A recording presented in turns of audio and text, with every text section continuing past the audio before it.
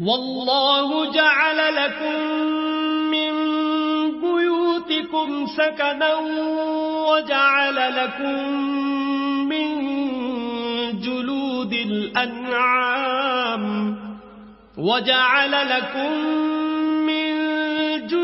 الأنعام بيوتا تستخفونها يوم ضعنكم ويوم إقامتكم ومن أصوافها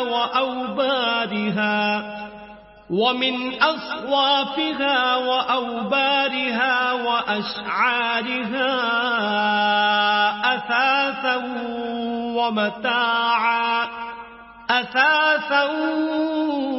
ومتاعا إلى حين.